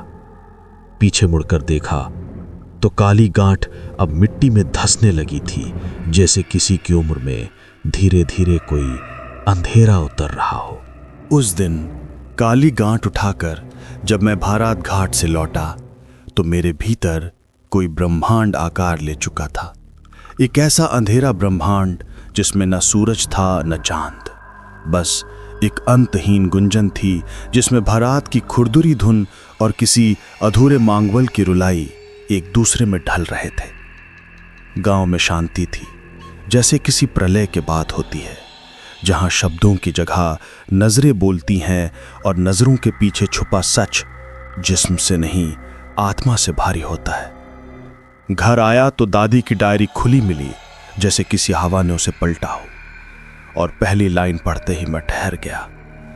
जो कर्ज व्यक्ति नहीं चुका था, वो वक्त से आदत बनकर अगली पीढ़ी में उतरता है। मैं वहीं बैठा रहा, मिट्टी पर, बिल्कुल उसी तरह जैसे उन रातों में दादी बैठती थीं, उंगलियों में कढ़ाई वाली चुनरी घुमाते हुए, और उनकी आंखों में शायद वही सवाल तैरता था जो अब मेरी आंखों में था। कर्ज क्या सिर्फ लिया जाता है, या कभी किसी की हिम्मत इसे खत्म भी करती है? मीरा को बताने गया तो उसने बस इतना कहा, तुम अब अकेले नहीं हो आयुष। जो तुमने देखा, जो तुमने झेला, उससे अब ये गांव भी जागा है। लोग मानने लगेंगे कि बारात अब किसी देवी देवता की दुआ नहीं, किसी बचपन की कहानी नहीं, बल्कि खून में उतरने वाला सच है। और सच ये था कि गांव वालों की आंखों में अब सिर्फ डर नहीं था, बल्कि उस डर का एक विमर्श था, जिसकी छांव में अब हम सब आगे जीने वाले थे। पर जीवन, क्या ये जीवन भी उसी रास्ते जाएगा जहां रातों को दुल्हनें मिट्टी में मिलती हैं और सुहागनें अपने सिंदूर की कीमत चेहरों में चुकाती हैं? रात और दिन का अंतर मेरी घड़ी में बंद हो गया था। अब हर पल एक ही रंग पहन कर आता था, धूसर, जिसमें न उजाला मिलता था ना अंधेरा। उस शाम मैं अपने आंगन में बैठा चढ़ते चांद को देख रहा था, जो पूरा नहीं था, जैसे उसकी भी एक खिड़की किसी ने उधार ले ली हो। तभी पास से एक बच्ची बित्ता भर के चली गई, हाथ में खिलौना लिए, जिसका चेहरा नहीं था, बस 2 जगह धुएं के दाग बने थे। उसने मुड़कर मुझे देखा और मैं कभी नहीं भूल पाऊंगा, उसकी आंखें मेरी आंखों जैसी थीं। मैंने उससे पूछा, बिटिया ये चेहरा कहाँ से लाई? वो हंसी, और वो हंसी किसी साधारण बच्चे की नहीं, बल्कि उस भूली हुई दुल्हन की लग रही थी, जिसका करवा चूड़ा भरात घाट की मिट्टी में दबा हुआ था। मेरी मम्मी ने कहा, ये चेहरा अब हमारा है। उसकी आवाज़ वक्त से बाहर आ रही थी, एक ऐसी आवाज़ जिसमें बचपन के शब्द नहीं, रातों की राह का ताप था। मैं कांप गया, समझ गया कि कर्ज खत्म नहीं हुआ, वो अब फंस चुका है, खिलौनों में, बच्चों की हंसी में, आईनों की दरारों में, और उन रातों में जब कोई माँ अपने बच्चे को सुलाते हुए भूत की कहानी नहीं सुनाती, बल्कि किसी अनकही आशंका की तरफ ताकती रहती है। मीरा मेरे पास आई, जैसे वो मेरी मनस्थिति में धीरे से दाखिल हो रही हो। आयुष, उसने कहा, ये गांव पहले जैसा नहीं रहेगा। लोग दादी जैसी गुत्थियों में जीते आए हैं, पर अब तुमने वो गुत्थी खींचकर खोल दी है। मैंने पूछा, तो अब क्या होगा? उसने जवाब दिया, अब वो हर बच्चे के भीतर झांकेंगे, हर नाम के पीछे उतरेंगे, क्योंकि अब तुमने चेहरा तो लौटा दिया है, पर पहचान नहीं, और जिस घर की पहचान अधूरी रह जाए वहां भराट टिकती है। उसकी इस बात ने मेरे भीतर एक हिंसक खालीपन भर दिया, जैसे किसी घर की बुनियाद से एक ईंट खींच ली गई हो और अब वो घर किसी भी क्षण ढहने के लिए तैयार हो। उस रात मैंने पहली बार खुद को आईने में पूरी तरह देखने की हिम्मत की। आईने पर और दरारें नहीं थीं, पर उसमें सिर्फ मैं नहीं दिख रहा था। मेरी ही तरह एक और चेहरा किसी गुमनाम दुल्हन जैसा उतरता चढ़ता रहा, और फिर उस चेहरे ने मुझसे धीमे से पूछा, क्या तुम हमें पहचानते हो? मैंने कांपते हुए कहा, नहीं। और फिर उसका उत्तर हुआ, फिर याद रखना, जो पहचान नहीं दी जाती वो वापस मांगी जाती है। और उसी पल आईने की सतह अलग हो गई, जैसे कोई दूसरी दुनिया उसमें से होकर सांस ले रही हो। मैंने नीचे देखा, कलाई पर काला धागा बंधा हुआ था, जो मैंने कभी बांधा ही नहीं था, और मुझे समझ आया, अब ये कर्ज मेरा नहीं रहा, ये अब सांसों का कर्ज है, और इसके जाने की कोई गारंटी नहीं। हर बारात रात के इंतजार में है, और शायद अगली बार ये किसी नाम नहीं पूछेगी, बस किसी जुल्फ, किसी मेहंदी, किसी कहानी को उठा ले जाएगी। मेरे उत्तर किसी अधूरी विवाह की तरह चिपके हुए थे। कमरे की दीवारें, जिन्हें मैंने एक साधारण मकान की तरह समझा था, अब किसी कैदखाने जैसी लगने लगी, जहां एक आदमी कैद नहीं होता, पर उसकी खिड़कियों से झांकती हुई यादें उसे कैद कर लेती हैं। घर में वापस आने के बाद जिंदगी धीरे धीरे पटरी पकड़नी शुरू हो गई। जरूर मैं वही आयुष था, वही पत्रकार, वही जिसके पास शहर की प्रैक्टिकल सोच और लॉजिक की फाइलें थीं, पर जो अब लॉजिक से ज्यादा मौन में रहने लगा था। सुबह अखबार बांटने आता, मैं समर कर बाहर निकलता, मगर अंदर कोई चीज खोखली रह जाती थी, और मुझे हर सुबह हर रात यही महसूस होता, मेरा शरीर तो लौट आया है, पर एक हिस्सा गांव में किसी सूखी जड़ के पास दबा पड़ा है।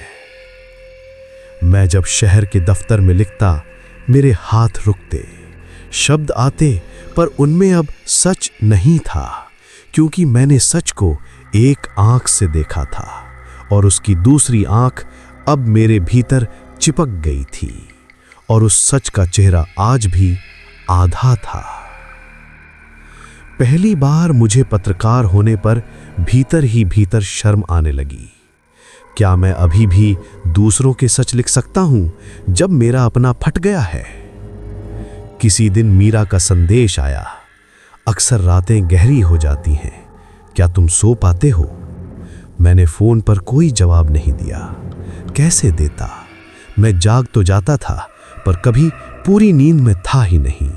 नींद अब मेरे जीवन का पड़ाव नहीं, एक गलियारा बन गई थी, जिसके दोनों ओर धुंधली चेहरे खड़े रहते, हौले हौले पूछते, इस बार किसको ले जाए। कई रातें ऐसी गईं जब मैं अपने ही पर्दे पर परछाई देखता, कभी छोटी, कभी भारी। कभी मुझे लगता वो मेरे कंधों पर हाथ रख रही है। और सबसे बुरा तो ये था, शरीर उसे महसूस नहीं करता, पर आत्मा कांप उठती। मैं इस भावना से नहीं भाग सकता था, क्योंकि इस बार शरीर इम्प्रिजन नहीं था, मैं अपने भीतर कैद था। एक शाम मैं पास के पार्क में गया। लोग योग कर रहे थे, बच्चे झूले पर हंस रहे थे। उस निश्चिंत शोर में भी मैंने एक बूढ़ी आंख देखी।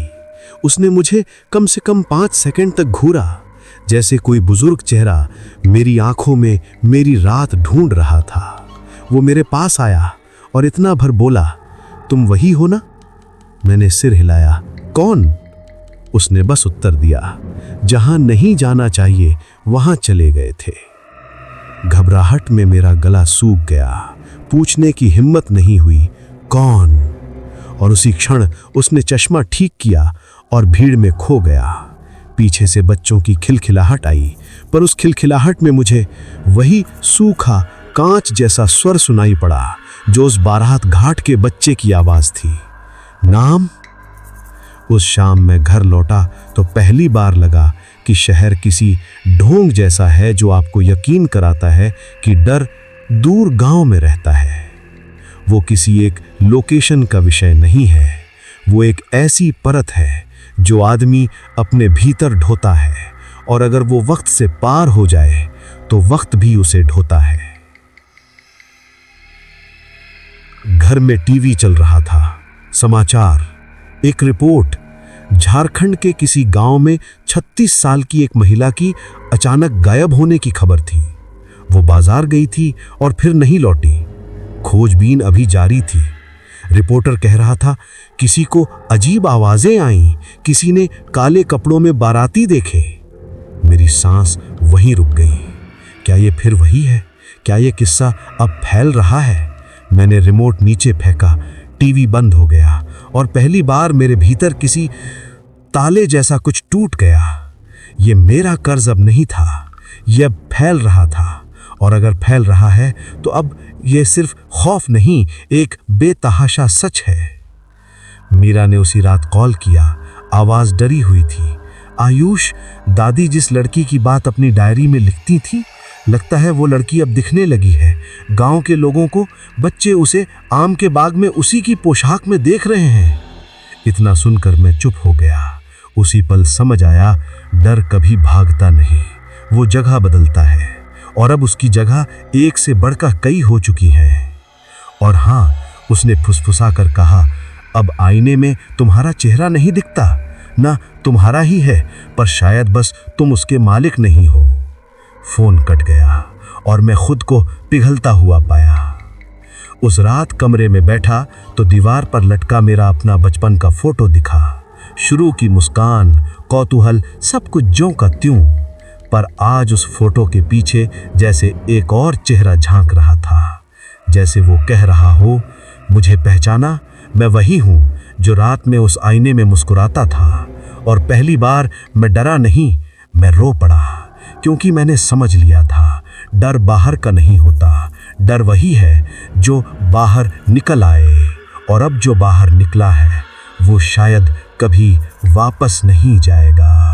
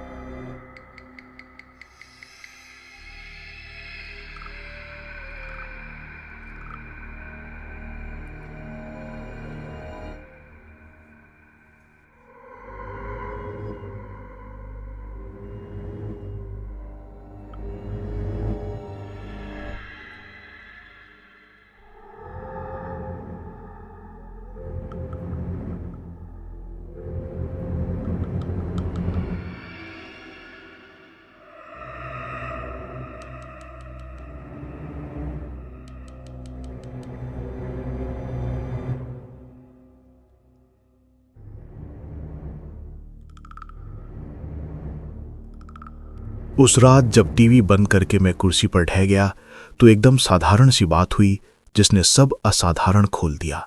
फोन की स्क्रीन अपने आप जल उठी और फ्रंट कैमरा चालू हो गया। स्क्रीन पर जो चेहरा था वो मेरा नहीं था, बल्कि वही धुंधला अधूरा घूंघट सा चेहरा जो बारात घाट पर मेरी आंखों में देख चुका था। मैं हड़बड़ा कर खड़ा हुआ, कैमरे के लेंस को उंगली से ढक दिया, पर भीतर से एक बहुत पुरानी, बहुत ठंडी आवाज आई।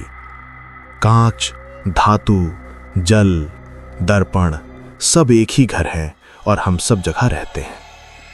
उसी पल मीरा का मैसेज आया, सिर्फ 3 शब्द, डायरी देखो अभी। मैंने दादी का ट्रंक खोला। डायरी का आखिरी पन्ना जो हमेशा खाली रहा था, आज उस पर ताज़ी स्याही चमक रही थी, पर यह स्याही लिखी हुई नहीं दिखती थी, जैसे भीतर से पसीना बनकर उभरी हो, और उभरी हुई पंक्ति मेरे नाम की नहीं, मेरे पाठक के नाम की थी। जो ये पढ़े सुने वही अगला चेहरा। मैंने पन्ना दूर फेंक दिया, पर शब्द हवा में तैर गए, दीवार पर, आईने पर, यहां तक कि मेरे सीने पर। मेरा गला सूख गया। मैं मीरा के घर भागा। दरवाज़ा खुला मिला। दिए की पीली लौ टिमटिमा रही थी। कमरे में कोई नहीं, पर चारपाई पर वही काला धागा रखा था जो मैंने बारात घाट से उठाया था। तभी पीछे से मीरा की आवाज़ आई, नर्म, पर इस बार उसमें एक चटकती हुई राख के कण थे। दादी ने मुझसे जो छुपाया वो अब तुझसे नहीं छुपाऊंगी आयुष। मैं धीरे धीरे उसकी ओर मुड़ा। वो सहन पर खड़ी थी, आंखों में रात और माथे पर पसीना। दादी ने बचपन में एक चेहरा दिया था, मेरा, ताकि तू बच सके। इसलिए उन्होंने तुझे धागा बांधा ताकि ऋण वापस आने पर तू मजबूत रह सके। पर बारात में चेहरों से सीख लिया कि चेहरा हमेशा नहीं मिलता, कहानी हमेशा मिल जाती है। मैं समझना चाहता था, पर ठीक उसी क्षण सारे टुकड़े एक साथ जुड़ गए। पत्रकार होना, लिखना, कहना, सुनाना, मैं कहानी का दरवाजा था और वे लोग चेहरा नहीं दरवाजा ढूंढते थे। मीरा बोली, उनकी बारात के लिए दुल्हन कोई लड़की नहीं, एक कहानी है, जीवित कहानी, जिसे चेहरा मिल जाए तो रस्म पूरी लगे। तूने चेहरा नहीं दिया, इसलिए उन्होंने कहानी पकड़ ली है। अब जो भी इस दास्तान को पढ़ेगा, सुनेगा, दोहराएगा, उस पल उनकी बारात को एक नया घर मिल जाएगा। मेरे पैरों में जैसे किसी ने नमक भर दिया। मैं स्थिर रह गया। तो क्या इसका मतलब? मैं बोल भी ना पाया। हाँ, मीरा ने मेरी बात काटते हुए कहा, अब तू ही उनका सेहरा बांधने वाला नहीं रहा, तू सिर्फ बैंड है। असली सेहरा उस पर बनता है जो सुनता है, जो दोहराता है, जो अपने कमरे के आईने में सुनते सुनते अपना चेहरा भूल जाता है। वो आगे आई, फुसफुसाई, मैं भी बचना चाहती थी, पर दादी ने मेरी उम्र से उनका कर्ज अदा किया। मैं तब बची क्योंकि उन्होंने मुझे कहानी से बांधा, चेहरा देकर नहीं। और अब तूने इस कहानी को दुनिया के ज़बान पर छोड़ दिया है। गुस्सा, शर्म और एक अजीब सी हंसी तीनों एक साथ मेरे भीतर उठे। मैंने कहा, तो क्या समाधान यही है कि मैं चुप हो जाऊं? चुप्पी भी एक कहानी है, मीरा बोली, और बारात को मौन के घाट का रास्ता सबसे अच्छी तरह मालूम है। मुझे अचानक दादी की आखिरी पंक्ति याद आई, बारात घाट से आंखें खोलकर गुजरना चाहिए, पर प्रार्थना बनना हो। क्या प्रार्थना ही आखिरी कुंडी है? मीरा ने जैसे मेरे मन को पढ़ लिया। प्रार्थना नहीं, प्रायश्चित। कहानी को वहीं वापस ले जाओ जहां से उठी थी। उसे एक नया चेहरा मत दो, उसे आईना दो। कैसे? मेरी आवाज टूट गई। वही जो वे नहीं कर पाते, अपने नाम से बोलो। हर बार कोई कहानी कहता है, वो अपना नाम बचा लेता है। तू अपने नाम से ये स्वीकार कर कि ये तेरी कथा नहीं, तेरे अपराध की डायरी है। तू मान ले कि तूने चेहरा नहीं दिया और इससे ऋण फैल गया। अपराध का नाम जब अपने मुंह से निकले, कथा का भूत कानून बन जाता है। वो आगे बढ़ी, मेरी कलाई पकड़ी, और जो सुने उनसे कह, दोहराए नहीं, माने। जो मान लेता है उसे पीछा नहीं किया जाता, उसे साक्षी बनाया जाता है। और साक्षी को घूंघट नहीं, गवाह की जगह मिलती है। गवाह को घूंघट नहीं चाहिए। मैं उसके शब्दों में डूबा, तभी बाहर से ढोल की वही कराह आई, धप धप धप। मैंने दरवाजे की चौखट पकड़ ली, सांस थम गई। मीरा ने आंखें बंद की। आ गए। कमरे की लौ लंबी होकर काली पन्नी में बदल गई। दीवार पर, दरवाजे पर, हमारे चेहरों पर लालटेन के पीले दाग, घोड़ों की साज, कांच की चूड़ियों की कर सब कुछ उतरा और फिर एक जगह जमा हो गया, बिल्कुल मेरे फ़ोन की स्क्रीन के भीतर। उसी स्क्रीन में एक एक नए चेहरे उभारने लगे, मेरे शहर के, मेरे दफ्तर के, उस अजनबी पार्क वाले बूढ़े के, यहाँ तक कि उस बच्ची के खिलौने तक के। तांत्रिक की आवाज़ आई, पर अब वो मेरे बाहर से नहीं, भीतर से आई। नाम। मैंने इस बार भागा नहीं। मैंने कहा, मैं आयुष, जिसने चेहरा नहीं दिया। यही मेरा अपराध है। सुन लो, मैं ये कथा अपने नाम से कह रहा हूं, इसे दोहराओ नहीं। अगर मानोगे तो गवाह बनोगे, अगर दोहराओगे तो दुल्हन बनोगे। मेरे कहते ही हवा का ताप गिरा, जैसे किसी ने रात के तवे पर पानी फेंक दिया हो। मीरा ने मेरी कलाई छोड़ दी, धीरे से बोली, अब तूने दरवाजे पर ताला नहीं लगाया, आईना रख दिया। फोन की स्क्रीन बुझ गई, कमरे की लौ फिर पीली हो गई और बारात वो गायब नहीं हुई, पर उसने दरवाज़ा बदल दिया। अब वो मेरे भीतर से निकलकर कहानी के बाहर खड़ी थी, मेरे फ़ोन में, मेरे कागज़ों में, मेरी आवाज़ की घेराबंदी में। और उसी क्षण मुझे वो अंतिम विकट सच समझ आया कि ये बारात दुल्हन की तलाश में नहीं, दुल्हन बनाने की तलाश में है। और दुल्हन वो है जो इस किस्से को अपना कहते। इसलिए मैं इसे अपना अपराध मानकर लिख रहा हूँ, ताकि जो सुने वो गवाह रहें, दुल्हन नहीं। पर फिर भी हर आईना चूक सकता है, हर नाम कांप सकता है। और अगर कहीं किसी रात तुम्हें भी अपने कमरे में फ़ोन का फ्रंट कैमरा अपने आप ऑन मिले, उसमें कोई धुंधला चेहरा झिलमिलाए और वो बिना होठों के पूछे नाम, तो याद रखना तुम उस लाइन पर खड़े हो जहां कहानी गवाह से दुल्हन बनाती है। तुम्हारा उत्तर तुम्हें तय करेगा, मेरी कथा नहीं। और अगर तुमने उस पल अपने नाम की जगह किसी और नाम की रक्षा कर दी, तो जान लो बारात घाट अब तुम्हारे गांव में, तुम्हारे कमरे में, तुम्हारी भाषा में उतर चुका है। तब कहीं एक तांत्रिक कंचे फोड़ता है, लालटेनें तैरती हैं और धुले हुए मेहंदी के पत्तों से हल्की राख उठती है। मैं उस पल तुम्हारे साथ नहीं रहूँगा, क्योंकि कहानी की अदालत में कोई किसी का वकील नहीं होता, बस गवाह और दुल्हन होती हैं, और फैसला तुम्हारी सांस के साथ लिखा जाता है। ये मैंने नहीं बनाया, ये मैंने समझा देर से, इतना देर कि अब मेरी सांस भी कभी कभी ढोल बजाती है। मैं ये आखिरी बात अपने नाम से कह रहा हूँ। मैं आयुष, जिसने बारात घाट पर अपना चेहरा खोया था और फिर कहानी के आईने से उसे वापस लिया, पर कीमत में अपना सुकून गिरवी रख दिया। मैंने जाना कि डर का असली घर अंधेरा नहीं, दोहराव है।